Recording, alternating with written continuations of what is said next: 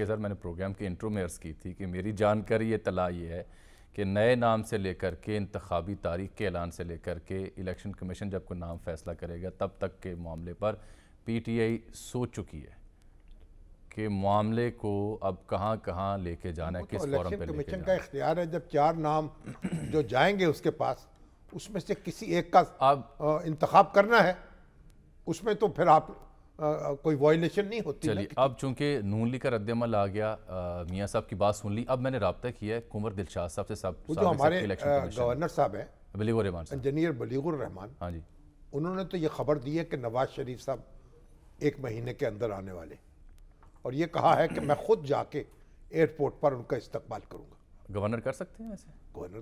Governor ہر کام کر سکتا ہے۔ اچھا چلیے یہ بات کی بات رکھتے اب ہیں۔ آپ یہ جو گورنر ہمارے ہیں وہ تو دیکھیں نا، جتنے بھی گورنر ہیں ماشاءاللہ، گورنر سرور صاحب تھے، وہ تو جا کے ایگزیکٹو کمیٹی میں شریک ہوتے تھے پی ٹی آئی کی۔ صحیح۔ اچھا سر میں نے کنور صاحب زبیر عمر تھے وہ مسلم لیگ نون کی، بلیغ الرحمان تو ابھی بیچارے لیے دیے رہتے ہیں، چلیے میں نے شریف آدمی ہے نہیں بالکل ہیں، میں نے کنور صاحب کو زحمت اس لیے دی ہے۔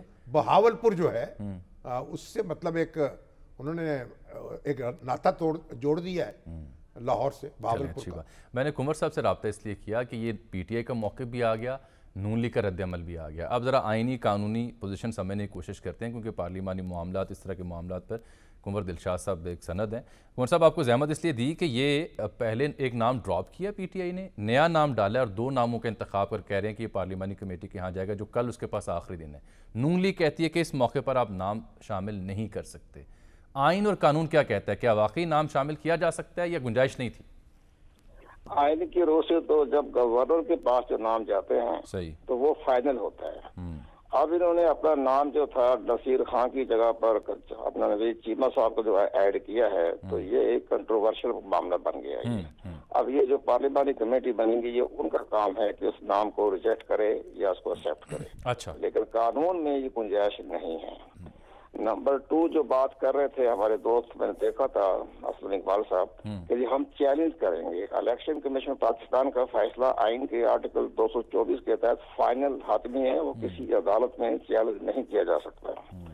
تو نمبر 3 جو انہوں نے بات کی ہے کہ جی ہم اپنا سیٹ اپ جو بنا رہے ہیں، گورنر پر جو ہے وہ تاریخ مقرر کرے گا، یہ بھی تھوڑا سا معاملہ ابہام ہے۔ کیسے؟ نیشنل اسمبلی کی تاریخ کے لیے جو ہوتا ہے پریزیڈنٹ جو ڈیٹ مقرر کرے گا، تاریخ مقرر کرے گا، وہ الیکشن کمیشن سے کنسلٹیشن کے بعد کرے گا۔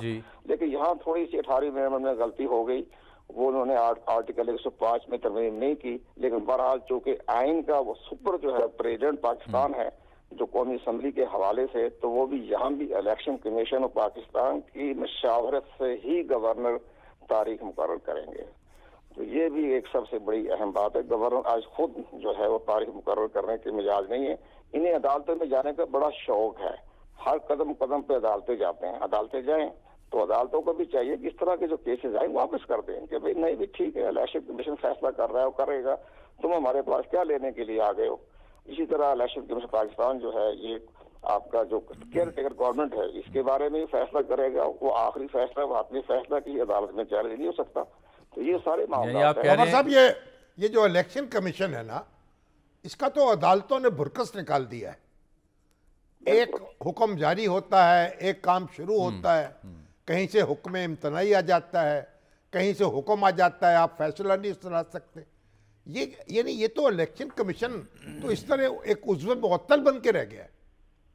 بالکل سر فرمایا، تو ہم نے چیف الیکشن کمیشن سے درخواست کی ہے، ہم نے آج ہی ملاقات میں نے کی کہ جناب چیف جسٹس آف پاکستان سے معلومات حاصل کی جائے۔ انڈیا میں یہ قانون ہے، دستور ہے، روایت بھی ہے، دستور بھی ہے کہ جب انڈین الیکشن کمیشن شروع کرتا ہے تو کوئی عدالتیں جو ہیں مداخلت نہیں کرتی، یہ سپریم کورٹ آف انڈیا کا حکم ہے۔ تو یہ باقاعدہ میں نے کہا آپ بھی اسی کو پیٹرن پر آپ چیف جسٹس آف پاکستان سے کہیں جب ہم اپنی کارروائی شروع کریں، ہمارے فیصلوں کے بعد آپ جائیں ہائی کورٹ میں، لیکن فیصلے سے پہلے جب ہم شروع کرتے تو ہمارے معاملات میں مداخلت نہ کی جائے۔ یہ تو ہر قدم پر ایک درخواست آتی ہے، اس کے اوپر درخواست آ جاتی ہے، ایک کوئی کارروائی شروع کرتا ہے الیکشن کمیشن، اس پہ درخواست چلی جاتی ہے۔